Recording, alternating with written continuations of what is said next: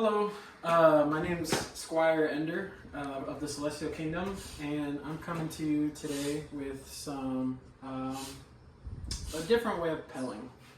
So, I guess first things first, what is pelling? Pelling is a way for us to get extra repetition outside of our 1 day a week normal practicing, right? For those of us striving for Warlord, we're probably already practicing at least twice a week. But outside of that, when it comes to a normal park day, in a 3-hour day, you're probably only fighting for about a half hour. So a half hour of fighting based off of 3 hours is really not a lot because it's not very saturated. So this is a way for us to get intentional time to work on our shots, our form, our positioning. So this is Bob. He's going to be our pel for the day. And traditionally, pelling is about getting into your standard position, right? Practicing good posture, right? Good, as Tato would say, right? Good form. And it's about working body mechanics into your shots, right? When we're throwing a board side shoulder, a sword side flip, whatever, right? And that's all well and good. In fact, in the notes, I guess, section of the video, I'll tag all of his stuff so that we can, so y'all can work on that because he's got very good things. The only issue with that is that it gets us into the habit of not moving our feet, right? What does that mean? So whenever we run into an opponent, let's say we're trying to throw a board side shoulder, right? If we've practiced that this is how we throw a board side shoulder all the time, all of a sudden when our opponent takes a side step, right, I'm going to take the side step for our opponent in this case, and this is the body mechanics I've developed for the board side shoulder, I'm missing, right? So what does that mean? That means that we actually should be incorporating footwork into our own pelling, but practicing from these off-center positions. So, for example, right now what I have down here is a, looks like a 6x6 grid, followed by these diagonal lines going across. And what I want you to note are these intersections, right? So you have your, in this case, red and yellows, and these blue intersections that also match up with the red and yellows. This is just a rubric, and to be used as a tool to help you to try and get your feet coordinated and moving. These are positions of repetition and that you can get good power and good position out of, I guess. So if you're going to make this on your own, roughly you should make all the standard lines, which are going to be blue ones in my case, roughly about shoulder width apart, right? You want to not be, when you're measuring them out, you don't want to be like in a deep stance. But yeah, so all these positions should be as if we're fighting somebody. Now, a couple things to note. When we're fighting and we're going to be pelling, we want to practice good posture, good movement. When we're moving, we don't want to overextend our feet, right, where we're going too far from each other.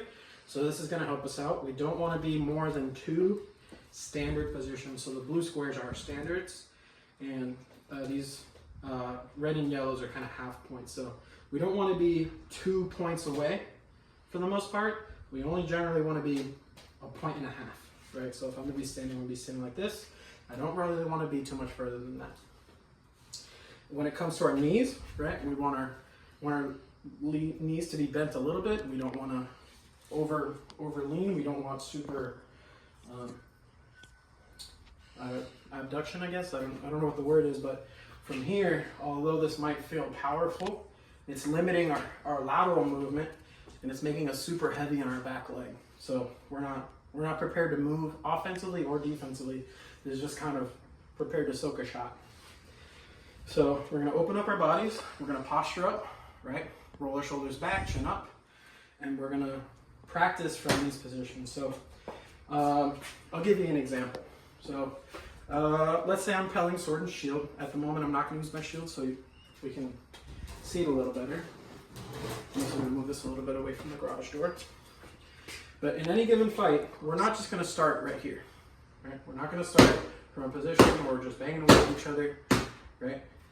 Any high-level fighting is going to get way more advanced than just hoping someone moves their equipment. Any fight is going to start behind that. Can you see? All right. So here's what it's going to look like. So right here, we're out of range from each other. I can't hit him, he can't hit me, right? We can even go a step further back. So whenever we start a fight, we need to work from starting outside of range. We're going to work on starting on these positions, right? Maybe even here, where we're a little bit wider, ready to move. We're going to take a step to take our opener, but don't forget to pull up our back leg. Note, I'm already standing on an intersection. I'm going to move to the next intersection. Boom, right? Here, I'm not too compromised here.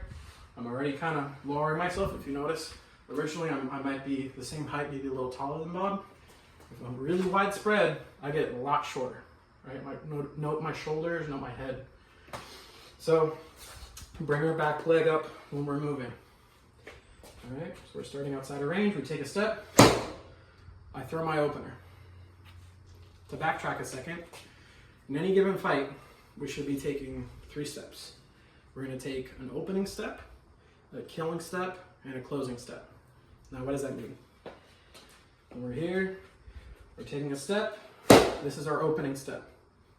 Why is it called an opening step? Because we haven't started the fight. We're opening the fight with the movement and with a shot that's called an opener, right? This isn't something that's designed to kill. This is designed to get someone shocked or brace themselves. So we throw opener with a step. So we've completed our opening step. Next, we're going to move laterally. So in this case, I'm going to practice my sword side hips. So I'm going to take a lateral step here. Note, I'm going to another intersection. I'm going to work on throwing my sword side hips from here, right? This is a very good angle in regards to a sword side hip, and I can even dig more if I want to, right? This can get very, very deep very quickly. But we're not going to practice, compromising our posture here. We're going to practice working from a good base. So we're going to practice our sword side hips. From here, if we want to, we can practice our body mechanics, just like Tater would say to Pell, right? Throw your sword side hips, right? Practice throwing your shot, coming to guard. Throwing your shot, coming to guard. Throwing your shot, coming to guard. Now, once you feel comfortable with that, we've taken our second step. We need to get our third step, which is our closing step. Closing step is getting back out of the fight. We threw our shot, we got into range, but right now from here, I am equidistant, right? Nope. My sword shoulder is the same distance as my board shoulder. If my opponent wants, at this very moment, they can hit me anywhere they want. So we don't want to linger here long. So we throw our shot, and then we're going to retreat. We're going to pivot off the last foot we stepped on, which in this case is our off foot. We're going to bring our heel up. We're going to push off our back leg. We're going to pivot. Note, right here, I'm stepping on another intersection, right? I'm back in my defensive posture. If I were to do the whole shot with some equipment, it's going to look like this. So I throw my opener with an opening step. I throw my sword side hip, right? Nope. I even messed up a little bit, but it's fine. This is just a rubric. I throw my sword side hip, and I come back to guard. Coming back to another intersection. Right? I'm going to change the angle a little bit.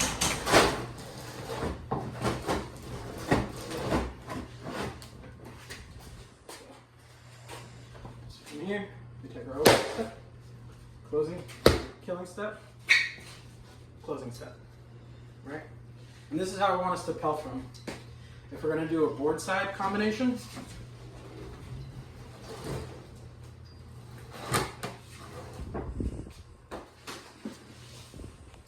let's say we're using Delos' double board side.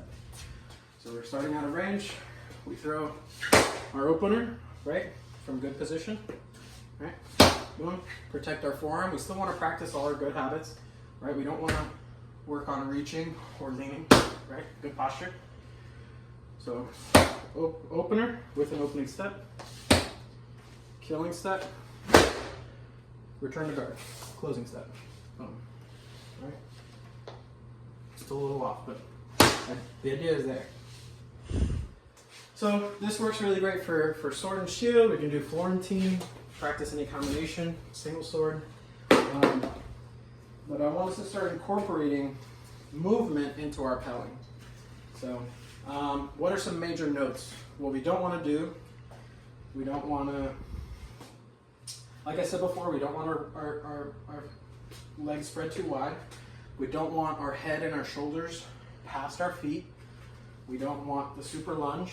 We don't want anything really past our knee and our foot here, right? This is the extent of what we want, but as long as we're practicing these good habits, we'll be fine. What else? From here, we could also practice combinations, right? So, you know, traditionally, there's the number drill, right?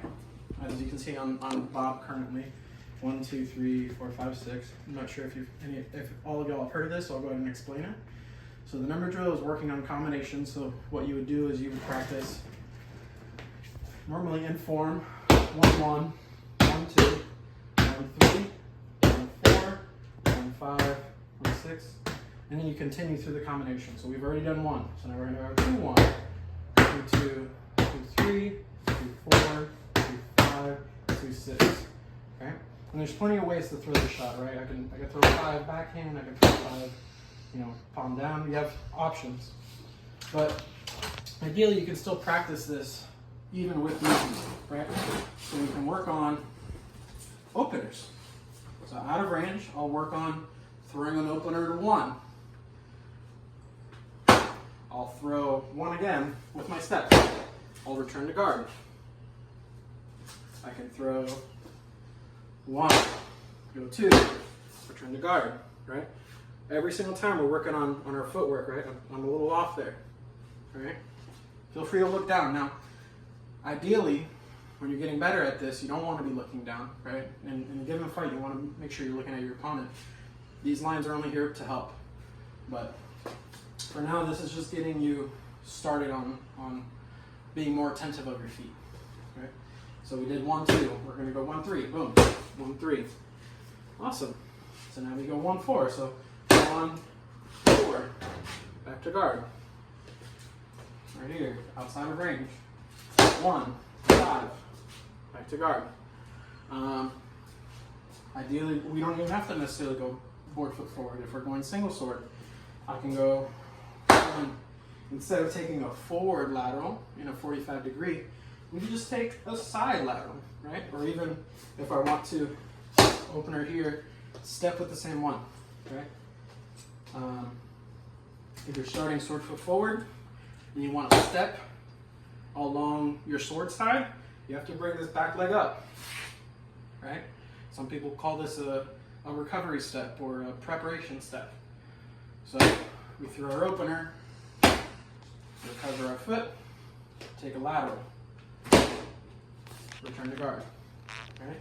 We don't even necessarily have to close. We can go 1, 4, right? Look, I'm here, recover, here, right? I'm a little off, but ideally I'm still hitting these points. So this is just a little something to get y'all going. If you have any questions, feel free to leave some in the comments. And yeah, hope this helps. Take care, y'all.